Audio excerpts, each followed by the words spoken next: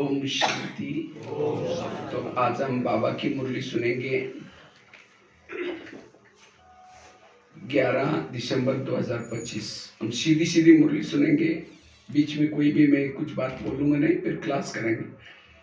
आज की मुरली से महावाक्य है, मीठे बच्चे संगम पर तुम ब्राह्मण संप्रदाय बने हो। तुम्हें अब मृत्युलोक से मनुष्य से अमरलोक का देवता बनना है। तुम्हें अब मृत्युलोक के मनुष्य से अमरलोक का देवता बनना है। प्रश्न है, तुम बच्चों को किस नॉलेज को समझने के कारण बेहद का संन्यास करते हो? तुम बच्चे किस नॉलेज को समझने के कारण बेहद का संन्यास करते हो? इसका जवाब आप लोग मुरली से ढूंढना। इसीलिए मुरली ध्यान से सुनना, लास्ट में पूछेंगे, ठीक है? क्योंकि प्रश्न हमेशा मुरली के आधार से होता है। तो ध्यान से बाबा ने क्या बोला था इसका जवाब ढूंढना। आज की मुरली से गीत है, आने वाले कल की तुम तकदीर हो। ओम शांति। बच्चों ने गीत की लाइन सुनी, आने वाला है अमरलोक, ये है मृत्युलोक। अमरलोक को मृत्युलोक का यह है पुरुषोत्तम संगम युग।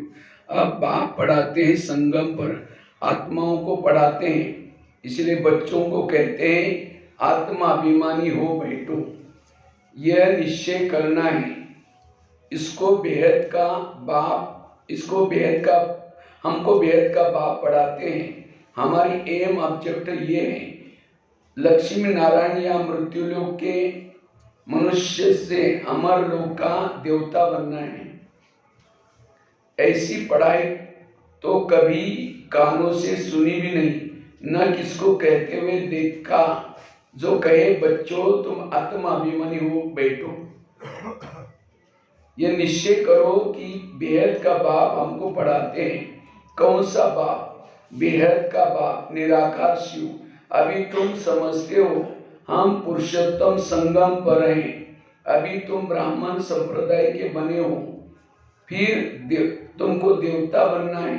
पहले शूद्र संप्रदाय के थे, बाप आकर के पत्थर बुद्धि से पारस बुद्धि बनाते हैं। पहले सत्व प्रधान पारस बुद्धि थे, अब फिर से बनते हैं। ऐसे नहीं कहना चाहिए कि सतयुग के मालिक थे। सतयुग में विश्व के मालिक थे, फिर 84 जन्म ले सीढ़ी उतरते उतरते सत्व प्रधान से सतो रजो तमो में आए। पहले सत्व प्रधान थे तो पारस बुद्धि थे, फिर आत्मा में खाद पड़ती है, मनुष्य समझते नहीं। बाप कहते हैं तुम कुछ नहीं जानते हो। ब्लाइंड फेथ था, सिवाय जानने के किसकी पूजा करना व याद करना, इसको ब्लाइंड फेथ कहा जाता है। और अपने को श्रेष्ठ धर्म श्रेष्ठ कर्म को भी अपने भूल गए हो। वह कर्म भ्रष्ट धर्म भ्रष्ट बन पड़ते हैं। भारतवासी इसी समय दैवी धर्म से भी भ्रष्ट हैं। बाप समझाते हैं वास्तव में तुम हो प्रवृत्ति मार्ग वाले, वही देवता है। जब अपवित्र बनते हैं तब देवी देवता कह नहीं सकते, इसलिए नाम बदल हिंदू धर्म रख दिए। ये भी होता है ड्रामा प्लान अनुसार। सभी एक बाप को ही पुकारते हैं, हे पतित पावन आओ। वह एक ही गॉड फादर है जो जन्म मरण रहित है। ऐसे नहीं कि नाम रूप से न्यारी कोई चीज है। आत्मा का व परमात्मा का रूप बहुत सूक्ष्म है, जिसको स्टार व बिंदु कहते हैं। शिव की पूजा करते हैं, शरीर तो है ही नहीं। अब आत्मा बिंदी की पूजा हो न सके, इसलिए उनको बड़ा बनाते हैं पूजा के लिए। समझते हैं शिव की पूजा करते हैं, परंतु उनका रूप क्या है वह नहीं जानते। यह सब बातें बाप इस समय ही आकर के समझाते हैं। बाप कहते हैं तुम अपने जन्मों को नहीं जानते हो। 84 लाख योनियों का तो एक गपूड़ा लगा दिए हैं। अब बाप तुम बच्चों को बैठ समझाते हैं, अभी तुम ब्राह्मण बने हो, फिर देवता बनना है। कलयुगी मनुष्य है शूद्र, तुम ब्राह्मणों की एम ऑब्जेक्ट है मनुष्य से देवता बनना। ये मृत्युलोक पति दुनिया है। नई दुनिया वह थी जहां ये देवी देवताएं राज्य करते थे। एक ही इनका राज्य था। किनका? इनका लक्ष्मी नारायण का। क्योंकि बाबा की जब मुरली चलती थी, बाबा के पास ट्रांसलेट रहता था, तो बाबा कहता है इनका राज्य था। इनका मतलब लक्ष्मी नारायण का। एक ही इनका राज्य था। ये सारे चक्र, सारे विश्व के मालिक थे। कौन? अभी तो तमो प्रधान दुनिया है, अनेक धर्म है। ये देवी देवता धर्म प्राय लोप हो गए हैं। देवी देवताओं का राज्य कब था, कितना समय चला, यह वर्ल्ड की हिस्ट्री ज्योग्राफी कोई नहीं जानते। बाप ही आकर के तुमको समझाते हैं। ये है गॉड फादरली वर्ल्ड यूनिवर्सिटी, जिसका एम ऑब्जेक्ट है अमर लोक का देवता बनना। इसको अमर कथा भी कहा जाता है। तुम इस नॉलेज से देवता बन काल पर जीत प्राप्त करते हो। वहां कभी काल खा नहीं सकता, मरने का नाम ही नहीं। अभी तुम काल पर जीत पहन रहे हो। ड्रामा के प्लान अनुसार भारतवासी भी 5 वर्ष या 10 वर्ष का प्लान बनाते हैं ना, संसद में बनाते 5 साल का प्लान, 10 साल का। समझते हम राम राज्य स्थापन करें। बेहद के बाप का भी प्लान है राम राज्य बनाने का। वह तो सब है मनुष्य को तो राम राज्य स्थापन, मनुष्य तो राम राज्य स्थापन कर न सके। भगवान वाच राम राज्य कहाँ ही जाता है सतयुग को, इन बातों को कोई जानते नहीं। मनुष्य कितनी भक्ति करते हैं, जिस्मानी यात्राएं करते हैं। दिन अर्थात सतयुग त्रेता में इन देवी देवताओं का राज्य था। फिर रात में भक्ति मार्ग शुरू हो जाता है। सतयुग में भक्ति नहीं होती। ज्ञान भक्ति वैराग्य सब बाप समझाते हैं। वैराग 2 प्रकार का है। एक है हठ योग, निवृत्ति मार्ग वालों का, वह घर बार छोड़ जंगल में जाते हैं। अब तुमको तो बेहद का संन्यास करना है, अंडरलाइन। अभी तुमको बेहद का संन्यास करना है, सारे मृत्यु लोक का। बाप कहते हैं ये सारी दुनिया भस्मीभूत होने वाली है। ड्रामा को बहुत अच्छी तरह समझना है। जो मिसल टिक टिक होती रहती है, जो कुछ होता है फिर 5000 वर्ष के बाद हुबहू रिपीट होगा। इसको बहुत अच्छी रीति समझ करके बेहद का संन्यास करना है। समझो कोई विलायत जाते हैं, कहेंगे वहां ये नॉलेज हम पढ़ सकते हैं। बाप कहते हैं वहां का, हाँ कहाँ भी बैठ तुम पढ़ सकते हो। इसमें 7 रोज का कोर्स लेना पड़ता है। बहुत सहज है। आत्मा को सिर्फ ये समझना होता है हम सतो प्रधान विश्व के मालिक थे, तब तमो प्रधान थे, अब तमो प्रधान बन गए हैं। सत्युग में विश्व के मालिक थे तो सतो प्रधान थे, अब तमो प्रधान बन गए हैं। 84 जन्म में बिल्कुल ही बर्थ नाट और पेनी बन पड़े हैं। अब फिर हम पाउंड कैसे बने? अब कलयुग है, फिर जरूर सतयुग होगा। बाप कितना सिंपल समझाते हैं। 7 दिन का कोर्स समझना है कैसे हम सतो प्रधान से तमो प्रधान बने। काम चिता पर बैठ तमो प्रधान बने। अब फिर ज्ञान चिता पर बैठ सतो प्रधान बनना है। वर्ल्ड की हिस्ट्री ज्योग्राफी रिपीट होती है, चक्र फिरता रहता है ना। अभी है संगम युग, फिर सतयुग होगा। अभी हम कलयुग विशेष बने हैं, सो फिर सतयुगी वाइसलेस कैसे बने? उसके लिए बाप रास्ता बताते हैं, पुकारते हैं, हमारे में कोई गुण नहीं, अब हमको ऐसा गुणवान बनाओ। कैसा? लक्ष्मी नारायण जैसा। जो कल पहले बने थे उन्हीं को ही फिर बनना है। बाप समझाते पहले पहले तो अपने को आत्मा समझो, आत्मा ही एक शरीर छोड़ दूसरा लेती है। अभी तुमको देही अभिमानी बनना है, अभी तुम्हें देही अभिमानी बनने की शिक्षा मिलती है। ऐसे नहीं तुम सदैव देही अभिमानी रहेंगे, नहीं। सत्य में तो नाम शरीर के रहते हैं, लक्ष्मी नारायण के नाम पर ही सारा कारोबार चलती है। अभी ये है संगम युग, जबकि बाप समझाते तुम नंगे अर्थात अशरीरी आए थे, फिर अशरीरी बन वापिस जाना है। अपने को आत्मा समझ बाप को याद करो, ये है रूहानी यात्रा। आत्मा कहाँ जाता है? आत्मा अपने रूहानी बाप को याद करती है। बाप को याद करने से पाप भस्म हो जाएंगे। इसको कहा जाता है योग अग्नि। या तो तुम कहीं भी कर सकते हो, 7 रोज में समझना होता है। विलायत में बच्चे रहते हैं, वहां भी मुरली जाती है, ये स्कूल है ना, वास्तव में ये है गॉड फादरली यूनिवर्सिटी।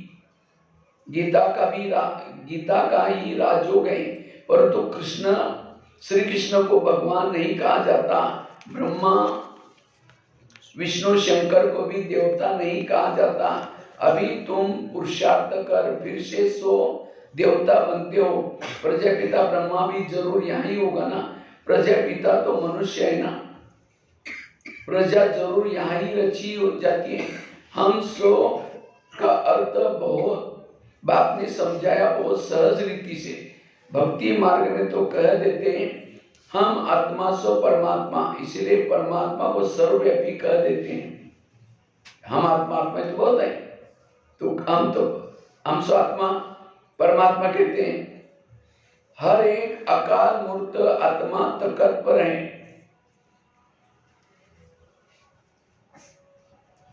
बाप कहते हैं सब में व्यापक है आत्मा, मैं कैसे व्यापक होऊंगा? तुम मुझे बुलाते हो, हे पतित पावन आओ, हमको पावन बनाओ। निराकार आत्माएं सब आकर के अपना अपना रथ ले लेती है।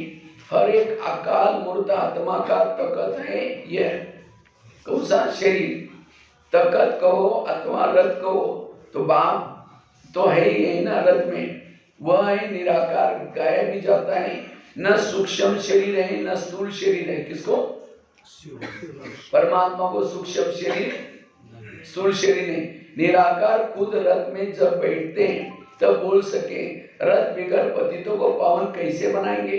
बाप कहते हैं मैं निराकार आकर इनका लोन लेता हूँ। किसका? प्रजापिता ब्रह्मा बाबा का टेम्परेरी लोन लिया है ना, इनको भाग्यशाली रथ कहा जाता है। बाप ही सृष्टि के आदि मध्य अंत का राज्य तुमको समझाते हैं। तुम बच्चों को त्रिकालदर्शी बनाते हैं और कोई मनुष्य नॉलेज जान नहीं सकते। इस समय नास्तिक है, बाप आकर के आस्तिक बनाते। रचिता रचना का राज बाप ने ही तुमको समझाए हैं। अब तुम्हारे सिवाय और कोई समझा न सके। तुम तो इस ज्ञान से फिर ये इतना ऊंचा बन पाते हो। ये ज्ञान सिर्फ अभी तुम ब्राह्मणों को मिलता है। बाप संगम पर ही आकर के ज्ञान देते हैं। सदगति देने वाला एक ही परमात्मा बाप है। मनुष्य को सदगति दे ना सके। वह सब गुरु है। भक्ति मार्ग के गुरु सदगुरु एक ही है। सदगुरु कौन है? परमात्मा। उनको कहा जाता है वहां गुरु, वहां इनको पाठशाला भी कहा जाता है। ये ऑब्जेक्ट नर से नारायण बनने की है। ये सब भक्ति मार्ग की कथाएं हैं। गीता से भी कोई प्राप्ति नहीं होती, क्योंकि गीता पढ़ करके गीता का भगवान के भूल गए तो सारा। बाप कहते हैं तुम बच्चों को सम्मुख आकर के पढ़ाता हूं। जब जब धर्म ग्लानि होगी तब मैं आऊंगा। तुम हे अर्जुन तुम सब कुछ भूल जाओ, गीता में कहा है। जिसमें ये पद पाते हो इसमें मुख्य है पवित्र बनने की बात, बाप की याद में रहना है। इसी में ही माया विघ्न डालती है। तुम बाप को याद करते हो अपना वर्षा पाने के लिए।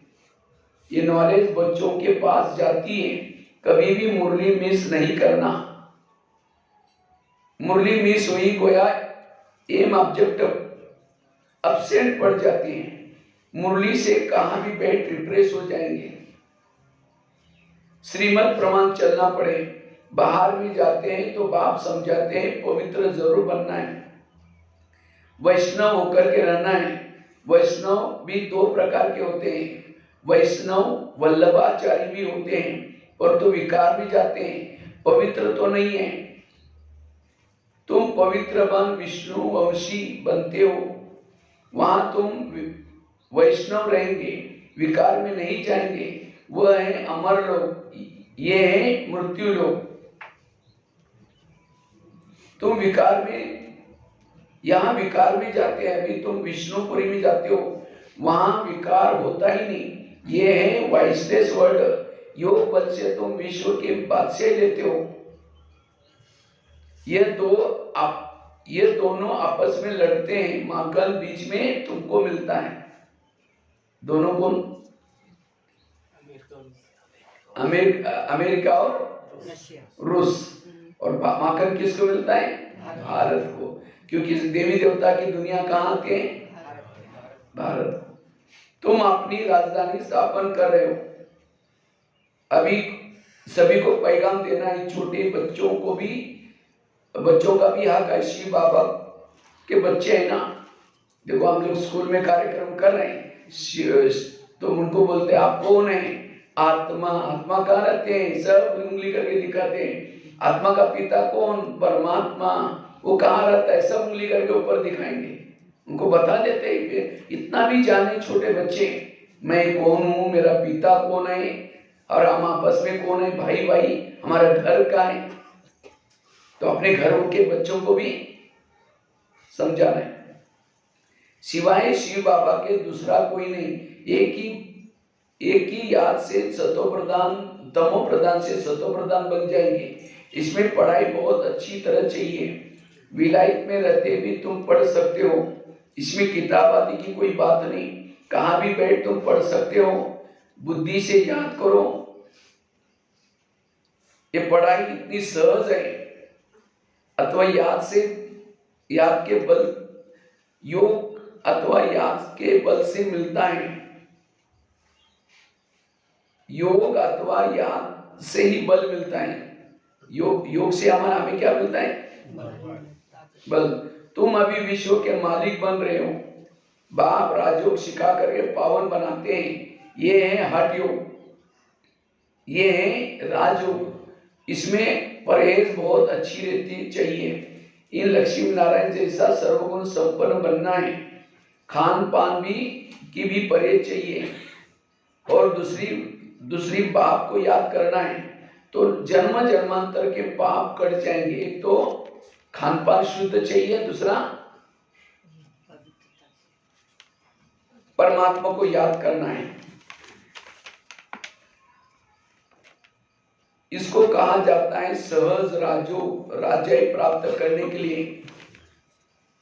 अगर राजय न ली तो गरीब बन जाएंगे। श्रीमत प्रमाण पर पूरा चलना है, श्रेष्ठ बन जाएंगे। ब्रज से श्रेष्ठ बनना है, उसके लिए बाप को याद करना है। कल पहले भी तुमने ही ज्ञान लिया था जो फिर अब लेते हो। सतयुग में कोई और राज्य नहीं था, उसको कहा जाता है सुखधाम। अभी ये है दुखधाम। ये कौन सी दुनिया है? दुखधाम। सतयुग में कोई राज्य नहीं था, इसको कहा जाता है सुखधाम। अभी ये है दुखधाम। जहां से आत्माएं आई है वह है शांतिधाम। शिव बाबा को तो वंडर लगता है दुनिया में मनुष्य क्या क्या करते हैं। बच्चे कम पैदा हो उसके लिए कितना माता मारते हैं। समझते नहीं कि ये बाप का ही काम है, बच्चे पैदा करने का काम बाप का ही। क्योंकि जितनी आत्माएं ऊपर है उनको तो आना ही है, यहाँ शरीर छोड़ता है, यही जन्म लेना है। तो चाहे कुछ भी हो, चाहे बर्थ कंट्रोल कौन करेगा? बाबा। बाप झट से धर्म की स्थापना करते हैं, बाकी सब धर्मों का विनाश करा देते हैं। एक धक से वो लोग कितनी दवाइयां आदि निकालते हैं पैदाइश कम करने के लिए। बाप के पास तो एक ही दवाई है, कौन सी? एक ही धर्म की स्थापना होनी है। वह समय आएगा, सब कहेंगे यह तो पवित्र बन रहे हैं, फिर दवाई आदि की कोई तो क्या दरकार है? तुमको बाप ने ऐसी दवाई दी है, कौन सी? मन मना दो, परमात्मा को याद करो, अपने आप बर्थ कंट्रोल हो जाएगा, सब कुछ हो जाएगा, जिसमें तुम 21 जन्मों के लिए पवित्र बन जाते हो। अच्छा मीठे मीठे सीखे लेते बच्चों प्रति माँ पिता बाप दादा का याद प्यार और गुड मॉर्निंग। रूहानी बाप की रूहानी बच्चों को नमस्ते। हम रूहानी बच्चों की रूहानी बाप को याद प्यार गुड मॉर्निंग और नमस्ते नमस्ते नमस्ते। तो आज के मुरली से प्रश्न था, तुम बच्चे किस नॉलेज को समझने के कारण बेहद का संन्यास करते हो? तो क्या मुरली से उत्तर आया? मैंने अंडरलाइन शब्द भी यूज किया था ना ना, ध्यान से सुना नहीं, इसका मतलब मुरली ध्यान से नहीं सुनी। ड्रामा देखो बाबा का जवाब, तुम्हें ड्रामा की यथार्थ नॉलेज है, तुम जानते हो ड्रामा अनुसार अब इस सारे मृत्युलोक को भस्मीभूत होना है। अब ये दुनिया बर्तनाट पेनी बन गई है, हमें वर्त पौन बनना है। इसमें जो कुछ होता है वह फिर कलप पहले रिपीट होगा, कलप के बाद रिपीट होगा। इसलिए तुमने इस सारी दुनिया के बेहद के संन्यास किए हैं, ड्रामा का नॉलेज। इसलिए मुरली से प्रश्न उस समय में ध्यान से सुनने से जवाब आएगा। आज के मुरली से धारणा है, पहला है पवित्र बन करके पक्का वैष्णव बनना है, खान पान की भी परहेज करनी है, श्रेष्ठ बनने के लिए श्रीमत पर जरूर चलना है। दूसरा पॉइंट है मुरली से स्वयं को रिप्रेस करना है, कहाँ भी रहते सतो प्रधान बनने का पुरुषार्थ करना है। मुरली एक भी दिन मिस नहीं करनी है। आज के मुरली से वरदान है, स्वयं कल्याण के प्रत्यक्ष प्रमाण द्वारा विश्व कल्याण की सेवा में सदा सफलता मूर्त भव। जैसे आजकल शारीरिक रोग हार्ट फेल का ज्यादा ही है, जैसे आजकल शारीरिक रोग हार्ट फेल का ज्यादा ही है, वैसे आध्यात्मिक उन्नति के लिए दिल शिकस्त का रोग ज्यादा है। दिल शिकस्त, जो दिल शिकस्त होते हैं वो योगी नहीं बन सकते, उनको हार्ट फेल हो गया। ऐसे दिल शिकस्त आत्माओं में प्रैक्टिकल परिवर्तन देखने में से हिम्मत का व शक्ति आ सकती। सुना बहुत है, सब कुछ देखना चाहते हैं, प्रमाण द्वारा परिवर्तन चाहते हैं। तो विश्व कल्याण के लिए स्व कल्याण पहले संपूर्ण रूप में दिखाओ। विश्व कल्याण की सेवा में सफलता बनने का साधन ही है प्रत्यक्ष प्रमाण। माने खुद पहले करो, अपने आप दूसरी की सेवा होगी, इससे ही बाप की प्रत्यक्षता होगी। जो बोलते हो वह आपके स्वरूप में प्रैक्टिकल में दिखाई पड़े, तब लोग मानेंगे। आज के मुरली से स्लोगन है, दूसरे के विचारों को अपने विचारों से मिलाना, यही है रिगार्ड देना। एक ने कहा दूसरे ने माना। कोई बच्चे भी अगर कुछ कहते हैं उसको पहले सुनो ध्यान से, फिर अपने से मिलाओ, फिर उसको प्यार से समझाओ, यह है रिगार्ड देना। अव्यक्त इशारा है, अब संपन्न व कर्मातीत बनने की धुन लगाओ। अपने अलौकिक कर्म और संबंध दोनों में स्वार्थ भाव से मुक्त कहां तक बने हो? जब कर्मों के हिसाब किताब व किसी भी व्यर्थ स्वभाव संस्कार को के वश होने से मुक्त बनेंगे, तब कर्मातीत स्थिति को प्राप्त कर सकेंगे।